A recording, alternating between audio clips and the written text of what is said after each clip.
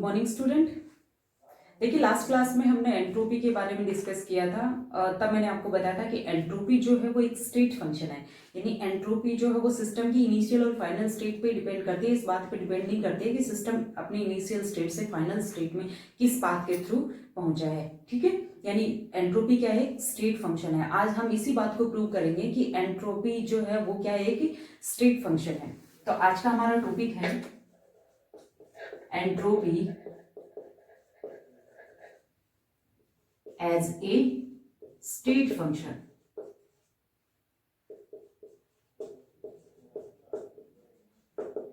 ये हमें प्रूव करना है।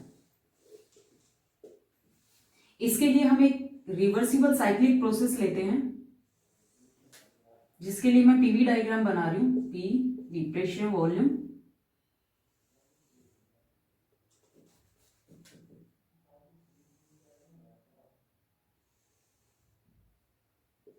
ए से बी।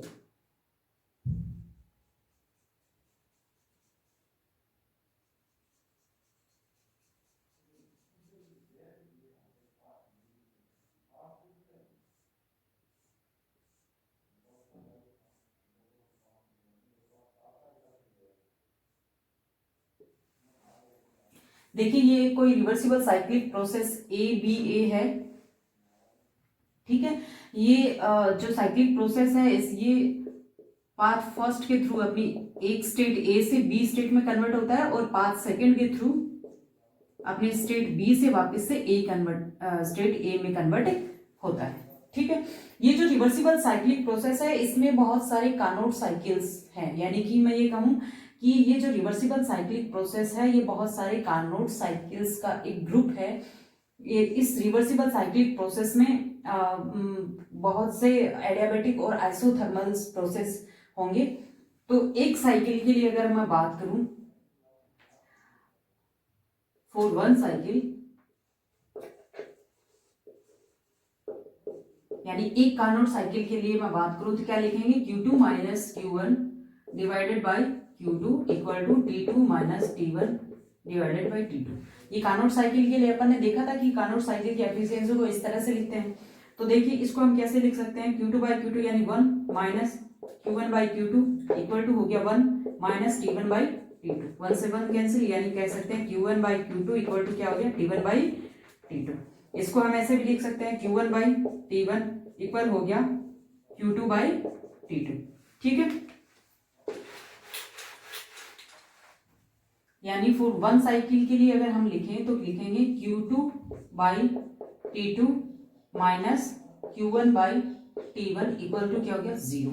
ठीक है, तो यहां देखिए ये जो Q2 है ये अब्जॉर्ब्ड हीट है, यानी कि जब सिस्टम एक स्टेट से दूसरे स्टेट में कन्वर्ट हुआ है तो जितनी हीट अब्जॉर्ब करी वो Q2 है। जब सिस्टम रिवर्स चला है, यानी कि ये जो सिस्टम है इसकी बी स्टेट से वापस ए स्टेट आई, तो इसने क्या करी, Q1 हीट रिलीज करी, तो इसलिए ये क्या है, नेगेटिव साइन है। तो आप दिखा सकते हैं इसको ऐसे, Q1 by T2 plus minus Q1 by T1 equal to क्या हो गया, 0। ठीक है, देखिए यहाँ पे हम एंट्रोपी की बात कर रहे हैं, यानी कि हमें ओनली जो हीट एक्सचेंज हुआ है उसके बारे में मतलब है। तो हम इसको ऐसे भी लिख सकते हैं, so Q2 by T2 plus Q1 by T1 equal to 0। तो ये तो आया एक साइकिल के लिए, यानी ये जो रिवर्सिबल साइक्लिक प्रोसेस है इसमें बहुत सारे कार्नोट साइकिल का ग्रुप है। तो एक साइकिल के लिए अगर हम ऐसा लिख रहे हैं तो कंप्लीट ये जो रिवर्सिबल साइकिल है उसके लिए हम क्या लिखेंगे, so for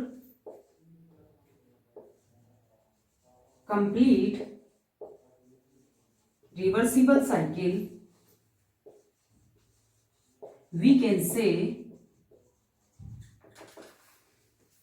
summation Q upon T equal to क्या होगा, 0।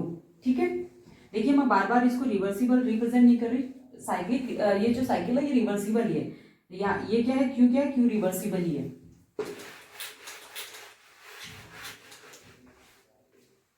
अगर इसको स्मॉल चेंज के सेंस में दिखाएं तो कैसे दिखाएंगे, summation DQ by T equal to 0।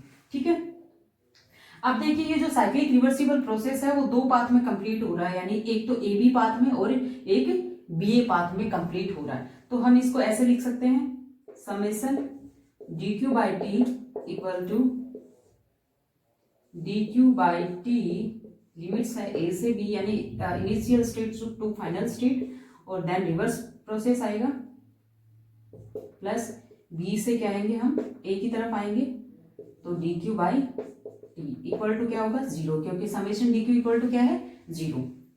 तो अब देखिए हम लिख सकते हैं D Q by T A से बी इक्वल टू हो गया माइनस, ये दोनों जो क्वांटिटीज थी उसमें से एक को इधर ले लिया मैंने, ठीक है, और एक को इधर ले लिया, इसलिए ये माइनस में रह गई D Q by T B से टी, ठीक है। यानी ये किसको रिप्रेजेंट कर रहा है, ये रिप्रेजेंट कर रहा है कि जब आप सिस्टम जब ए स्टेट से बी स्टेट में पहुंचा तो एंट्रोपी चेंज यानी एस ए इक्वल टू किसके है, जब सिस्टम बी स्टेट से वापस से ए में गया, equal to del S B, यानी कि जो एंट्रोपी चेंज है वो दोनों ही पाथ में क्या हुआ है, सेम हुआ है। और ये जो नेगेटिव साइन है ये रिप्रेजेंट करता है कि ये पाथ ये एक मतलब एक डायरेक्शन में चल रहा है और ये क्या रिवर्स डायरेक्शन में चल रहा है, इसलिए क्या नेगेटिव साइन आया है। तो अपन लिख सकते हैं del S A plus del S B equal to 0, यानी कि पूरे साइकिल के दौरान एंट्रोपी चेंज क्या हुआ 0 हुआ, क्योंकि सिस्टम जो था वो पूरे साइक्लिक प्रोसेस में ये फर्स्ट स्टेप रहा, फिर दोबारा से ये स्टेप जो रिवर्स स्टेप आया उसकी वजह से क्या है फाइनली वो अपनी इनिशियल स्टेट में पहुंच गया। तो साइक्लिक प्रोसेस के दौरान जो भी एंट्रोपी चेंज आया वो क्या आ गया 0। इसका मतलब क्या है, एंट्रोपी क्या है, एक स्टेट फंक्शन है। Entropy is the entropy as a state function,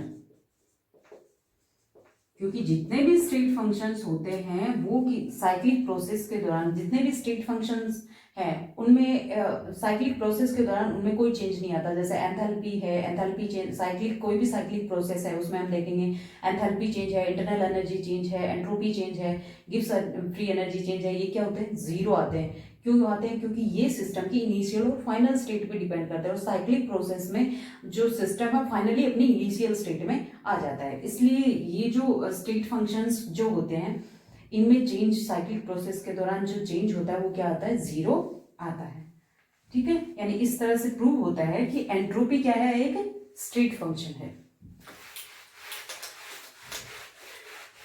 आज के लिए इतना ही, बाकी नेक्स्ट लेक्चर में। Thank you.